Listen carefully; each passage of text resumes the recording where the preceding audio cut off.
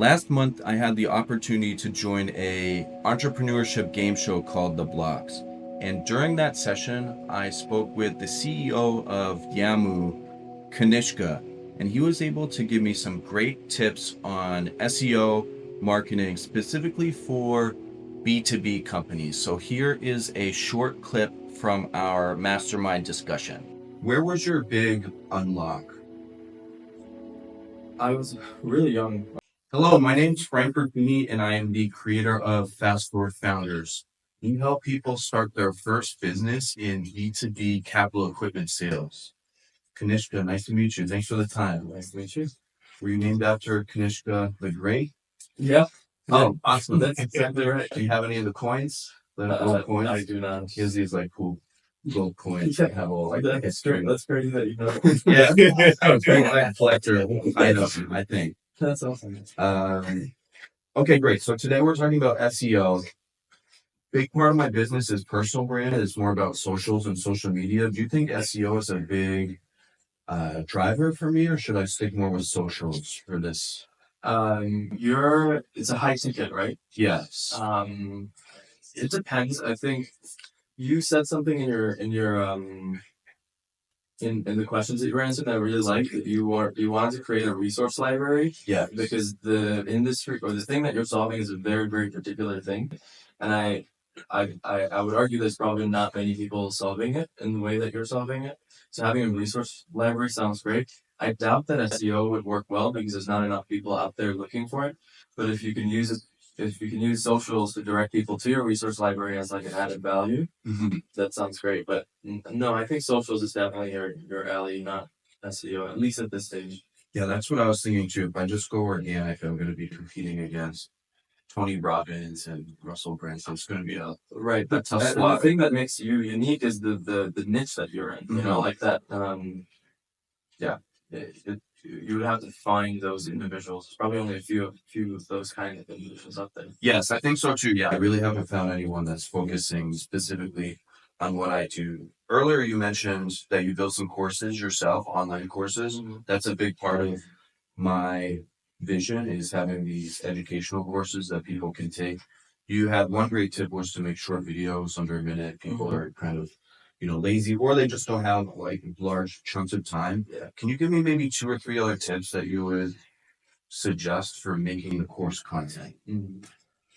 I didn't build courses, so those are Okay. courses I bought for my Other courses. training on. So you have experience with courses taking them though, or Yeah. something you've seen that like works well. Yeah, but the experience that I do have is training material, which is the same as Okay. very similar Sure. courses. I think there's a lot of tactical advice, but it's a preference thing. I think the more important thing is the community aspect of a course, is the ability for the person that's taking the course to have the can ask a question quickly. Right. So like a chat bot or a group chat or something like that. In terms of like organizing course material, I'm generally not an expert in that. Okay. And I don't know if courses work the same as trainings. Sure. But some overlap, but maybe not so much. Yeah, I think with courses you're trying to really like stack the value. In training it's more like do this, you have to. Yeah, and it's like you can make someone deal with something that's boring in a training. Right. But in a course, I think that would be more difficult, right? Yeah, they might drop off. They might drop off, and you have to pay attention to that. Definitely. So your business, your marketing business is B2B, the inbound marketing. Do you really get anything from socials at all? Like, have you ever pulled up something off Instagram or Facebook? We do B2B, B2C, and we do a bunch of stuff. But yes, we do get B2B, but it depends, right? It depends on ticket size. It depends on the type of customer. Like a better way I can answer that is the way that Blocksters got to this event is the same way you would run it. Sure. Right? It's a very similar customer demographic. Yes. I got mine off Instagram, and I think there's a lot of business content there that people are interested in. One thing that I'm curious your take on is on your business Instagram account, you have some stuff from Elon Musk and Jeff Bezos and stuff, and it kind of builds your brand as authority. I'm wondering what's sort of the balance between like your content and like general business content. So that was it's funny that you looked at that. That was from like 2021, and it was didn't early. It and didn't work It for didn't you. work. No, Okay. no, and yeah, I don't do marketing like that. I just have referrals, and it's the only way I get customers. I don't run ads, nothing like that. But I need like I only take like one customer a quarter, so Mhm. you know it's not something. And I you know my when I have my customers make millions of dollars a year, and they pay me 5 or 10% of that, and then I make a lot of money. So I need only a few customers, so I don't need a lot of. Um, my ticket size is high enough that I can close a small amount of customers. Sure. Right. And then you just focus almost like more on retention than growth. More on retention than Yeah. growth, right? And activation. Because growing my one customer's account, I'll make more money than trying to get a second customer. Definitely. Yeah. But the now, okay, so I have run tons of advertising campaigns for B2B companies. Um, I can tell you some ideas of ways that it works, but the thing is, I don't see you as like B2B. No. Because B2B means like there's a clear value proposition and a clear solution that I can then either demand create or demand harvest. I can either teach somebody that like they're in a place where they need a problem solved, then I can over time like convince them to buy my solution, or they have a need, I can help them like compare the options and say that my option is better. That's what B2B would be, but correct me if I'm wrong, you're trying to meet people that are in that industrial space, right? Yes. But maybe are personally wealthy or not well, maybe they're disenfranchised by being an employee. Exactly. But then have some kind of unique skill or Sales, yeah. experience with Yeah. like one of the materials or products, and they can imagine themselves growing a company, right? Yeah, that's great. I'm curious, how much time did you spend researching my business that allowed you to get to that?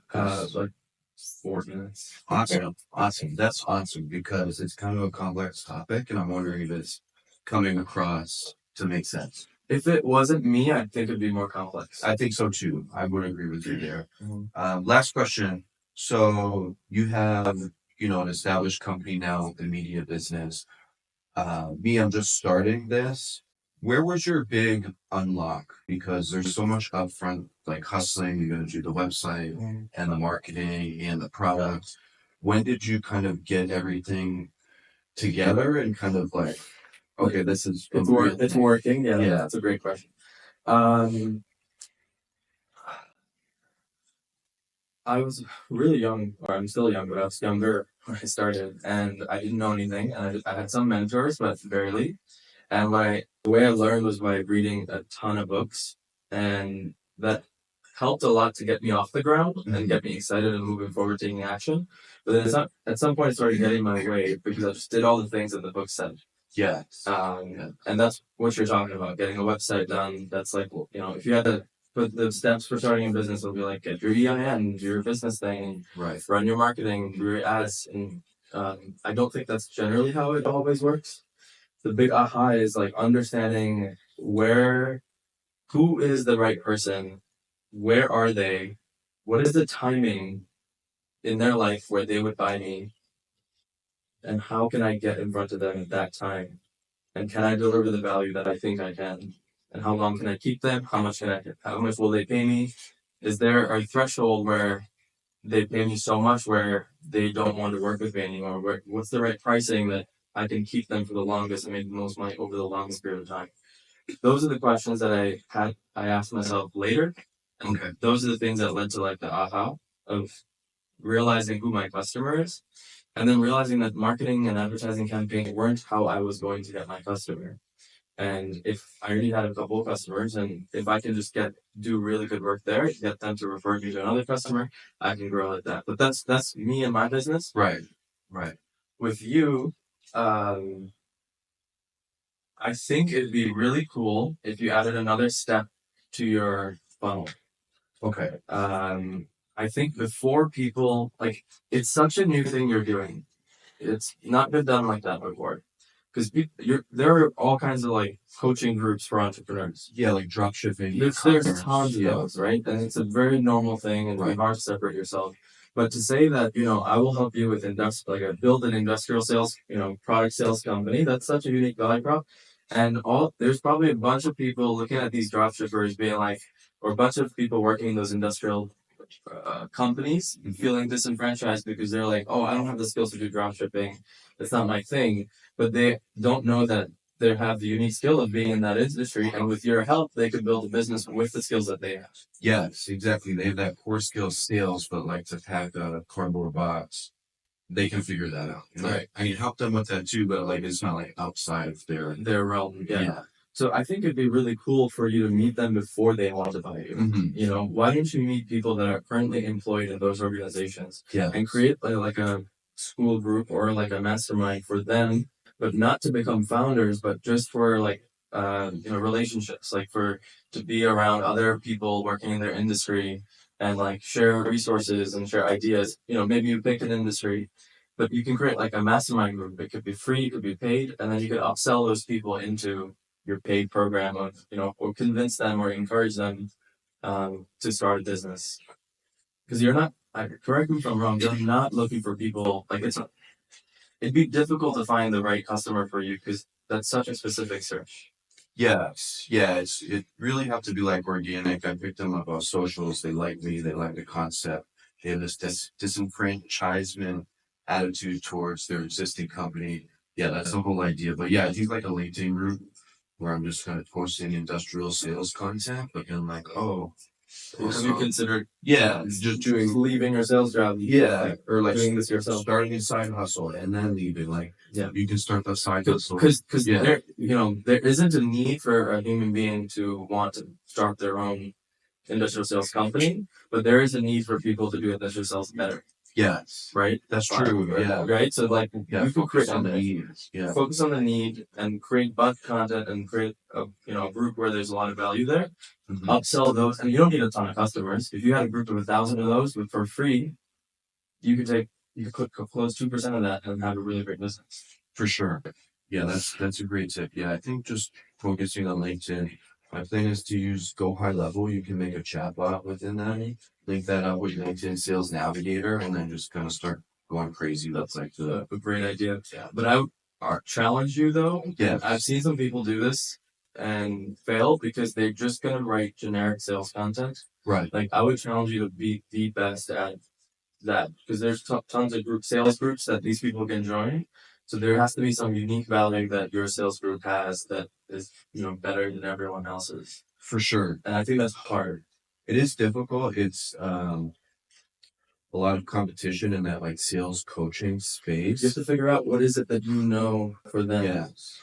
It's really like the ability to be multifaceted as a salesperson. So marketing, sales, business development, not just sales. Yeah.